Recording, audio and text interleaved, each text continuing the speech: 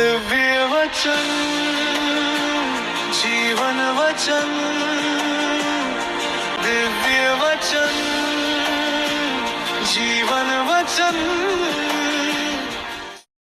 सबको जय यीशु। हमें से बहुत से लोग उपवास रखते हैं और आज रखे भी हैं, खाना छोड़ देते हैं और नियम से प्रार्थनाएं भी करते हैं, लेकिन फिर भी मन में वो शांति और जीवन में वो आशीष क्यों नहीं आती है? कहीं हम उपवास के नाम पर सिर्फ भूखे तो नहीं रह रहे हैं? आज के इस वीडियो में हम जानेंगे कि बाइबल के अनुसार वो सच्चा उपवास कौन सा है जो सीधे स्वर्ग तक पहुंचाता है। अगर आप जानना चाहते हैं कि वो 3 अनोखे कदम कौन से हैं जो आपके उपवास को एक चमत्कार में बदल सकता है, तो इस वीडियो को बिना स्किप किए अंत तक जरूर देखें।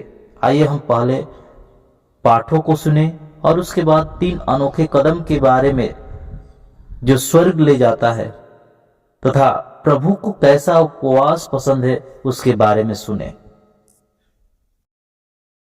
पहला पाठ ईसाया अध्याय 58 पद संख्याएं 1 से 9 तक। प्रभु ईश्वर यह कहता है, पूरी शक्ति से पुकारो, तुरही की तरह अपनी आवाज ऊंची करो, मेरी प्रजा को उसके अपराध और याकूब के वंश को उसके पाप सुनाओ। वे मुझे प्रतिदिन ढूंढते हैं और मेरे मार्ग जानना चाहते हैं, एक ऐसे राष्ट्र की तरह जिसने धर्म का पालन किया हो और अपने ईश्वर की संहिता नहीं भुलाई हो। वे मुझसे सही निर्णय की आशा करते और ईश्वर का सानिध्य चाहते हैं। वे कहते हैं, हम उपवास क्यों करते हैं जब तू देखता भी नहीं? हम तपस्या क्यों करते हैं जब तू ध्यान भी नहीं देता? देखो, उपवास के दिनों में तुम अपना कारोबार करते और अपने सब मजदूरों से कठोर परिश्रम लेते हो। तुम उपवास के दिनों लड़ाई झगड़ा करते और करारे मुक्के मारते हो। तुम आजकल जो उपवास करते हो उससे स्वर्ग में तुम्हारी सुनवाई नहीं होगी। क्या मैं इस प्रकार का उपवास, ऐसी तपस्या का दिन चाहता हूं जिसमें मनुष्य सरकंडे की तरह अपना सिर झुकाए और टाट तथा राख पर लेट जाए? क्या तुम इसे उपवास और ईश्वर का सुग्राह्य दिवस कहते हो? मैं जो उपवास चाहता हूं वह इस प्रकार है, अन्याय की बेड़ियों को तोड़ना, जुए के बंधन खोलना, पद दलितों को मुक्त करना और हर प्रकार की गुलामी समाप्त करना, अपनी रोटी भूखों के साथ खाना, बेघर दरिद्रों को अपने यहाँ ठहराना, जो नंगा है उसे कपड़ा पहनाना और अपने भाई से मुंह नहीं मोड़ना। तब तुम्हारी ज्योति उषा की तरह फूट निकलेगी और तुम्हारा घाव शीघ्र ही भर जाएगा। तुम्हारी धार्मिकता तुम्हारे आगे आगे चलेगी और ईश्वर की महिमा तुम्हारे पीछे पीछे आती रहेगी। यदि तुम पुकारोगे तो ईश्वर उत्तर देगा, यदि तुम दुहाई दोगे तो वो कहेगा, देखो मैं प्रस्तुत हूं। यदि तुम अपने बीच से अत्याचार दूर करोगे, किसी पर अभियोग नहीं लगाओगे और किसी की निंदा नहीं करोगे। यह प्रभु की वाणी है। ईश्वर को धन्यवाद। संत मत्ती के अनुसार पवित्र सुसमाचार अध्याय 9 पद संख्या 14 से 15। इसके बाद यूहन्ना के शिष्य आए और यह बोले, हम और फरीसी उपवास किया करते हैं, आपके शिष्य ऐसा क्यों नहीं करते? ईसा ने उनसे कहा, जब तक दुल्हा साथ है क्या बाराती शोक मना सकते हैं? किंतु वे दिन आएंगे जब दुल्हा उनसे बिछुड़ जाएगा, उन दिनों वे उपवास करेंगे। प्रभु का सुसमाचार। ख्रिस्त प्रभु की जय।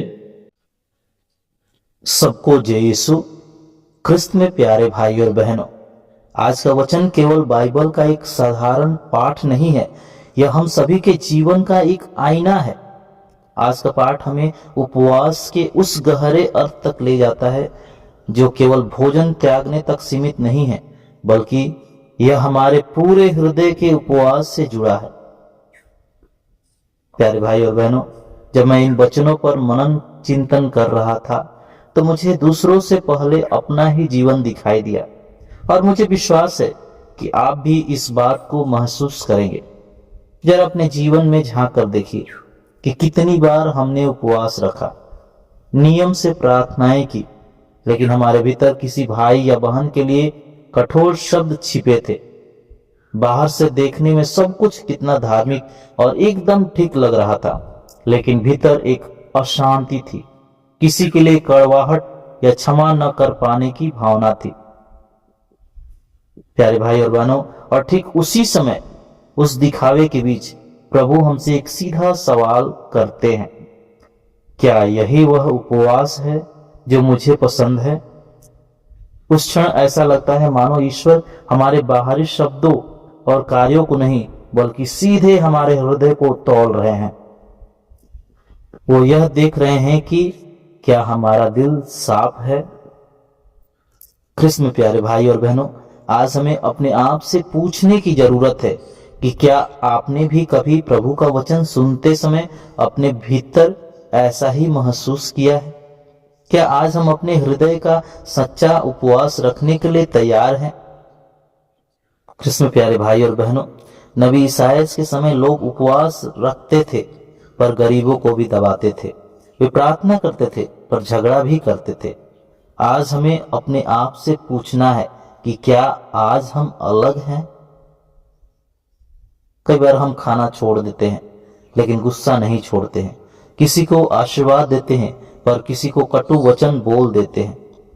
चर्च समय से जाते हैं, चर्च के लिए समय देते हैं, पर घर में अपने ही लोगों को समय नहीं दे पाते हैं। तब समझ में आता है कि सच्चा उपवास भूख का नहीं, बदलाव का है। प्रभु कहते हैं, अन्याय की जंजीरें तोड़ो, भूखे को रोटी दो, दुखी को गले लगाओ। यही है वह उपवास जो स्वर्ग तक पहुंचाता है।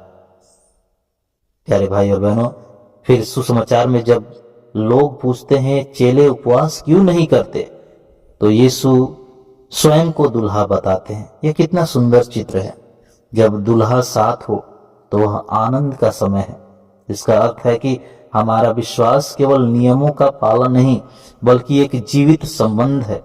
यदि हमारा उपवास मुझे यीशु के और करीब नहीं ला रहा है, यदि वह हमें अधिक प्रेम पूर्ण और दयालु नहीं बना रहा, तो शायद हम केवल परंपरा निभा रहे हैं।